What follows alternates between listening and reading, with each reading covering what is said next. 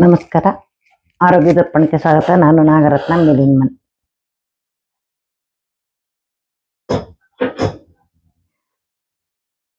ಈ number 7 red ಅನ್ನು ಇನ್ನೆಲ್ಲ ಹಾಕ್ಬೋದು ಅಂತಂದ್ರೆ, ಯಾರು ಕಾಂಪಿಟೇಟಿವ್ ಎಕ್ಸಾಮ್ ಬರೆಯಕ್ಕೆ ತಯಾರಿ ಮಾಡ್ಕೊಳ್ತಾ ಇರ್ತಾರೆ ಅವ್ರು ಹಾಕೋಬಹುದು. ಆಗ ಅವರು ಆ ಎಕ್ಸಾಮಿಗೆ ಏನೇನು ಬೇಕೋ ಅದನ್ನು ಓದಲಿಕ್ಕೆ ಗಮನವನ್ನು ಕೊಡ್ತಾರೆ, ಹೆಚ್ಚಿನ ಗಮನವನ್ನು ಕೊಡ್ತಾ ಹೋಗ್ತಾರೆ.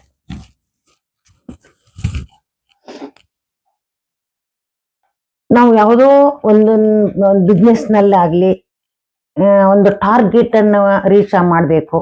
ಒಂದು ನಿರ್ದಿಷ್ಟ ಸಮಯದಲ್ಲಿ ನಾವು ಆ ಟಾರ್ಗೆಟ್ ಅನ್ನ ರೀಚ್ ಮಾಡಬೇಕು. ಆಫೀಸ್ನಲ್ಲೇ ಆಗ್ಲಿ, ನಮ್ಮ ಬಿಸ್ನೆಸ್ ನಲ್ಲೇ ಆಗ್ಲಿ, ನಾವು ಯಾವುದೋ ಒಂದು ಪ್ರಾಜೆಕ್ಟ್ ವರ್ಕ್ ಮಾಡ್ತಾ ಇರ್ತೀವಿ. ಇಂತಿಷ್ಟು ಸಮಯದೊಳಗಡೆಗೆ ನಮ್ಗೆ ಆ ಪ್ರಾಜೆಕ್ಟ್ ಅನ್ನು ಮುಗಿಸ್ಬೇಕು ಅಂತ ಇರುತ್ತೆ. ಅಂತ ಸಮಯದಲ್ಲಿ ಇದನ್ನ ಹಾಕ್ಬೋದು. ಕೆಲವೊಂದು ಕೆಲಸಕ್ಕೆ ಏನು ಅಂತಂದ್ರೆ ತುಂಬಾ ಏಕಾಗ್ರತೆ ಬೇಕು.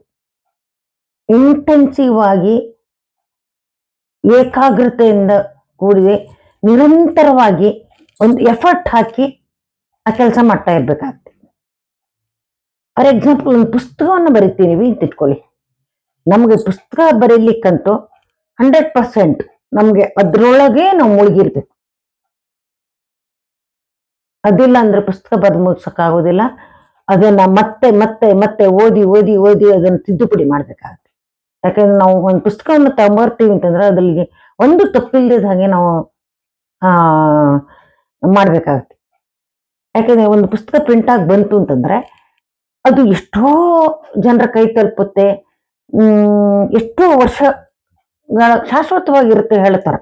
ಒಂದು ಅಕ್ಷರ ಅಂತಂದ್ರೆ ಕ್ಷರವಿಲ್ಲದ್ದೇ ಅಕ್ಷರ, ನಾಶವಿಲ್ಲದ್ದೇ ಅಕ್ಷರ. ಒಂದು ಅಕ್ಷರ ಒಂದು ಪ್ರಿಂಟ್ ಆಗಿ ಬುಕ್ಕಲ್ಲಿ ಬಂತು ಅಂತಂದ್ರೆ ಅದೊಂಥರ ನಾಶವಿಲ್ಲದ್ದು.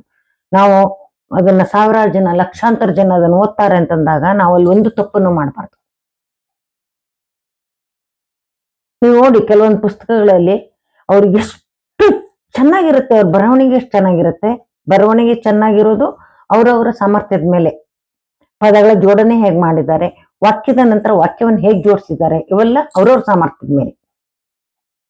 ಹಾಗಾಗಿ ನಮಗೆ ಕೆಲವು ಲೇಖಕರು ಇಷ್ಟ ಆಗ್ತಾರೆ, ಕೆಲವು ಲೇಖಕರ ಬರವಣಿಗೆ ಅಷ್ಟು ಮನಸ್ಸಿಗೆ ಹತ್ರ ಆಗೋದಿಲ್ಲ, ಓದ್ಲಿಕ್ಕೆ ಇಂಟ್ರೆಸ್ಟ್ ಬರೋದಿಲ್ಲ. ಕಂಟೆಂಟ್ ಚೆನ್ನಾಗಿರುತ್ತೆ, ಅದು ಓದ್ಲಿಕ್ಕೆ ಇಂಟ್ರೆಸ್ಟ್ ಬರೋದಿಲ್ಲ. ಅದು ಅವ್ರವ್ರೆ. ಈಗ ಡಾಕ್ಟರ್ ಕೈಗುಣ ಹೇಗಿದೆ ಹಾಗೇನೆ ಓದುಗರ ಕೈಗುಣ ಕೂಡ ಹಾಗೆ ಇರುತ್ತೆ. ಆದ್ರೆ ಒಂದು ಪುಸ್ತಕವನ್ನು ತಯಾರು ಮಾಡಬೇಕು, ಬರೇ ಒಂದು 150 ಪೇಜಿನ ಪುಸ್ತಕ ಅಂತಲೇ ನೆನ್ಪಿಟ್ಕೊಳ್ಳಿ. ಅದಕ್ಕೆ ನಾವು ಒಂಥರ ಹಗಲಿರುಳು ಕೆಲಸ ಮಾಡ್ಬೇಕಾಗತ್ತೆ. ಹಾಗೆ ಸುಮ್ಮನೆ ಏನೋ ಒಂದು ಬರ್ದೆ ಒಂದು ಪ್ರಿಂಟ್ ಮಾಡಿದೆ ಕಳಿಸಿದೆ, ಅದು ಉತ್ತಮವಾದ ಪುಸ್ತಕ ಆಗೋದಿಲ್ಲ. ಒಂದು ಪುಸ್ತಕ ಪ್ರಿಂಟ್ ಆಗಿ ಬರುತ್ತೆ ಅಷ್ಟೆ. ಉತ್ತಮವಾದ ಒಂದು ಪ್ರತಿಯನ್ನು ನಾವು ಪ್ರಿಂಟ್ ಮಾಡಿ ಪ್ರತಿಯನ್ನು ತರಬೇಕು ಅಂತಂದ್ರೆ ಪುಸ್ತಕವನ್ನ ನಾವು ಅದಕ್ಕೆ ತುಂಬಾ ಡೀಪ್ ಆಗಿ ವರ್ಕ್ ಮಾಡ್ಬೇಕಾಗತ್ತೆ. ನಾವೊಂದು ಫಸ್ಟ್ ಆಗಿ ಒಂದು ರಫ್ ಆಗಿ ಎಲ್ಲ ಕಂಟೆಂಟ್ಸ್ ಅನ್ನು ಹಾಕೊಂಡು ಅದನ್ನು ತೀಡಿ ಅದಕ್ಕೆ ಯಾವ ಪದವನ್ನ ಬಳಸಿದ್ರೆ ಅನುಕೂಲ ಆಗತ್ತೆ, ಎಲ್ಲೂ ಯಾವುದೇ ರೀತಿಯ ನೆಗೆಟಿವ್ ಅರ್ಥ ಬರದೇ ಇರೋ ಹೇಗೆ ಮಾಡಬೇಕು. ತುಂಬಾ ಪುಸ್ತಕ ಬರೆಯೋದಕ್ಕೆ ತುಂಬಾನೇ ಶ್ರಮ ಬೇಕು. ಆ ರೀತಿ ಬರೀಬೇಕು. ನಾನು ಎಕ್ಸಾಂಪಲ್ ಕೊಟ್ಟಿದ್ದಷ್ಟೇ, ಪುಸ್ತಕ ಒಂದೇ ಅಲ್ಲ. ಈಗ ನೋಡಿ, ಎಕ್ಸಾಮ್ ಬರೀತಾರೆ, ಒಂದು ಕಾಂಪಿಟೇಟಿವ್ ಎಕ್ಸಾಮ್ಗೆ ಕುತ್ಕೊಳ್ತಾರೆ, ನೀಟ್ ಎಕ್ಸಾಮ್ ಬರೀತಾರೆ, IAS ಬರೀತಾರೆ, ಇನ್ನು ತುಂಬಾ ಇದೆ ಎಕ್ಸಾಮ್. ಅಂಥದ್ದು ಬರೆಯುವಾಗ ಅವರಷ್ಟೇನೆ ಎಷ್ಟು ಡೀಪಾಗಿ ಹೋಗ್ತಾ ಇರ್ಬೇಕು. ಹೋಗಿ ಒಳಗಡೆಗೆ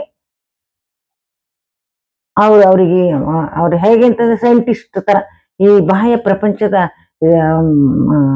ಅರಿವೇ ಇಲ್ಲದಂಗೆ ಅಷ್ಟು ಆಳವಾಗಿ ಮುಳುಗಬೇಕು. ಅಂತ ಸಂದರ್ಭದಲ್ಲಿ ನಂಬರ್ 7 ರೆಡ್ ತುಂಬಾ ತುಂಬಾ ಸಹಾಯವಾಗುತ್ತೆ. ನೀವು ಕೂಡ ಯಾವ್ದಾದ್ರು ನೀವು ಒಂದು ಮಗಳ ಮದುವೆ ಮಾಡ್ತೀರಾ, ಮಗನ ಮದುವೆ ಮಾಡ್ತೀರಾ, ಮದುವೆ ಕಾರ್ಯಕ್ರಮದಲ್ಲಿ ನಾವು ಮುಳುಗ್ಬೇಕಾಗತ್ತೆ. ಬಾಕಿ ಎಲ್ಲಾ ಯೋಚನೆ ಬಿಟ್ಟು ಮದುವೆ ಕಾರ್ಯಕ್ರಮಗಳು ಹೇಗೆ ಚೆನ್ನಾಗಿ ಆಗ್ಬೇಕು, ಹೇಗ್ ಮಾಡ್ಬೇಕು, ಯಾರನ್ನು ಕರಿಬೇಕು, ಎಲ್ಲದು ಊಟೋಪಚಾರಗಳು ಹೇಗಿರ್ಬೇಕು, ಬೀಗ್ರೌತಣ ಹೇಗಿರ್ಬೇಕು ನೋಡಿ. ಪ್ರತಿಯೊಂದು ಕೆಲಸದಲ್ಲೂ ಅಷ್ಟೇನೆ, ಎಲ್ಲದಕ್ಕೂ ಅದರದ್ದೇ ಆದಂತ ಒಂದು ಕಾರ್ಯಕ್ರಮ, ಒಂದು ಚಂದ ಕಾಣಿಸ್ಬೇಕು ಅಂತಂದ್ರೆ, ಒಂದು ಚಂದ ಆಗ್ಬೇಕು, ಒಂದು ಕಾರ್ಯ ಚೆನ್ನಾಗಾಗ್ಬೇಕು ಅಂತಂದ್ರೆ ಅದಕ್ಕೆ ಒಂದು ಏಕಾಗ್ರತೆಯಿಂದ ಕೂಡಿರ್ತಕ್ಕಂಥ ಒಂದು ತುಂಬಾ ಪ್ಲಾನ್ಡ್ ಆಗಿ ಮಾಡ್ಬೇಕು.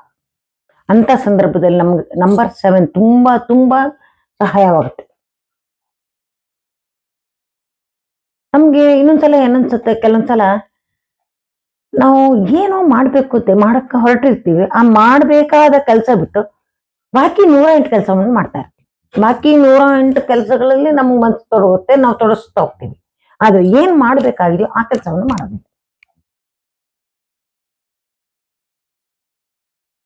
ನಾನು ಮತ್ತೆ ವಿದ್ಯಾರ್ಥಿಗಳ ಉದಾಹರಣೆ ಕೊಡ್ತೀನಿ. ವಿದ್ಯಾರ್ಥಿಗಳ ಕೆಲಸ ಏನೋ ಓದ್ಬೇಕು, ಚೆನ್ನಾಗಿ ಮಾರ್ಕ್ಸ್ ತಗೋಬೇಕು, ವಿದ್ಯಾಭ್ಯಾಸದಲ್ಲಿ ಮುಂದುವರಿಬೇಕು, ವಿದ್ಯಾರ್ಥಿಗಳ ರಕ್ಷಣೆ. ಅದು ಬಿಟ್ಟು ಆ ಬೇರೆ ಬೇರೆ ಬೇರೆ ಬೇರೆ ಬೇರೆ ಚಟುವಟಿಕೆಗಳಲ್ಲಿ ತೊಡಸ್ಕೊಳ್ಳೋದು.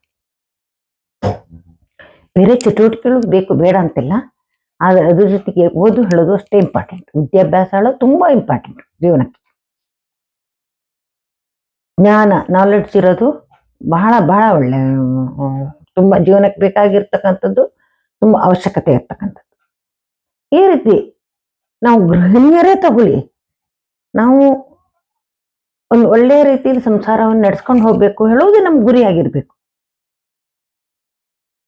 ನಾವು ಅದು ಬಿಟ್ಟು ಯಾವ್ದಾವುದೋ ವಿಷಯದಲ್ಲಿ ತೊಡಗಿಸ್ತಾ ಇದ್ದೀವಿ ಅಂತ ಆದಾಗ ನಾವು ನಂಬರ್ 7 ರೆಡ್ ಅನ್ನು ಹಾಕೋಬಹುದು. ತುಂಬಾ ಚೆನ್ನಾಗಿ ನಾವು ಮನಸ್ಸಿನಲ್ಲಿ ಒಂದು ಸಂಕಲ್ಪ ಮಾಡಿ ಆ ಕೆಲ್ಸಕ್ಕಾಗಿ ನಾವು ಈ ರೆಡ್ ಹಾಕೊಂಡಿದ್ದೀನಿ, ಬೆಸ್ಟ್ ಒಳ್ಳೇದಿದು. ಹಾಗೆ ಹಾಕೊಂಡಾಗ ನೀವು ಆ ಕೆಲಸದಲ್ಲಿ ತುಂಬಾ ಚೆನ್ನಾಗಿ ಮುಂದುವರ್ಕೊಂಡು ಹೋಗ್ತೀರ. ಈ ನಂಬರ್ನ ಹಾಕೊಂಡ್ಬಿಟ್ವಿ ಒಂದ್ 2 ವಾರ, ಕೆಲ್ಸ ಕೆಲ್ಸ ಕೆಲ್ಸ ಕೆಲ್ಸ ಮಾಡ್ತಾರೆ, ನಿಮ್ಗೊಂದ್ ಸ್ವಲ್ಪ ರೆಸ್ಟ್ ಬೇಕು ಅಂತ ಅನ್ಸುತ್ತೆ ಒಮ್ಮೊಮ್ಮೆ. ಆಯ್ತಪ್ಪ ಇದ್ರಲ್ಲೇ ಫುಲ್ ಮುಳುಗಿ ಹೋಗ್ಬಿಟ್ಟೆ, ನಮ್ಮ ಮೈಂಡಿಗೆ ದೇಹಕ್ಕೆ ಎಲ್ಲದಕ್ಕೂ ಒಂದ್ ಸ್ವಲ್ಪ ರೆಸ್ಟ್ ಬೇಕು ಅಂತ ಅನಿಸ್ತು, ಆ ಕೆಲಸದಿಂದ ಸ್ವಲ್ಪ ರಿಲ್ಯಾಕ್ಸ್ ಬೇಕು ಅಂತ ಅನಿಸ್ತು ಅಂತಂದಾಗ ಈ ನಂಬರ್ನ ತೆಗ್ದ್ಬಿಡಿ. ಮೊಬೈಲ್ ಸ್ಕ್ರೀನ್ ಹಾಕೊಂಡಿದ್ರಿ ತೆಗ್ದ್ಬಿಡಿ, ಮನೇಲಿ ಗೋಡೆ ಮೇಲೆ ಹಾಕೊಂಡಿದ್ರಿ ತೆಗ್ದ್ಬಿಡಿ. ಇದನ್ನ ಒಂದ್ 2 ವಾರ ಬಿಡಿ, ಒಂದ್ 2 ವಾರನ 1 ತಿಂಗಳು ಬಿಡಿ, ಸ್ವಲ್ಪ ಕೆಲಸ ನಿಧಾನ ಆಗ್ಲಿ, ಸ್ವಲ್ಪ ನಿಮ್ಗೆ ಉಸಿರಾಡಕ್ಕೆ ಟೈಮ್ ಸಿಗತ್ತೆ, ಮತ್ತೆ ಆರಾಮದಾಯಕವಾಗಿ ಮಾಡಿ. ಒಂದು ಹಂತ ತಲುಪಿದ್ಮೇಲೆ ಆವಾಗ ನೀವು ರಿಲ್ಯಾಕ್ಸ್ ಆಗಿರ್ತೀರ. ಮತ್ತೆ ಬೇಕೋ ಇನ್ನೊಂದ್ 2 ತಿಂಗಳು ಬಿಟ್ಟು ಮತ್ತೆ ಹಾಕೊಳ್ಳಿ. ಇದೇ ನಂಬರ್ 7 ರೆಡ್ಡಿನ ಮಹತ್ವ. ಹಲವಾರು ಕ್ಷೇತ್ರಗಳಲ್ಲಿ ಇದನ್ನು ಉಪಯೋಗಿಸಬಹುದು. ಅದನ್ನ ನಾನು ನಿಮ್ಗೆ ಮತ್ತೆ ಮತ್ತೆ ಹೇಳ್ತಾ ಹೋಗ್ತೀನಿ. ನಿಮ್ಮ ಅಭಿಪ್ರಾಯಗಳನ್ನು ಕಮೆಂಟ್ಸ್ ಮೂಲಕ ತಿಳಿಸಿ.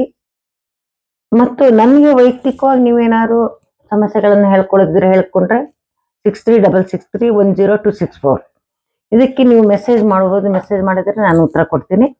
ಇದಕ್ಕೆ ಕೇವಲ 101 ರೂಪಾಯಿ ಮಾತ್ರ ಚಾರ್ಜ್ ಮಾಡ್ತೀನಿ.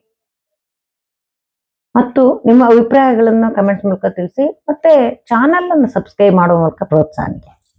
ನಮಸ್ಕಾರ.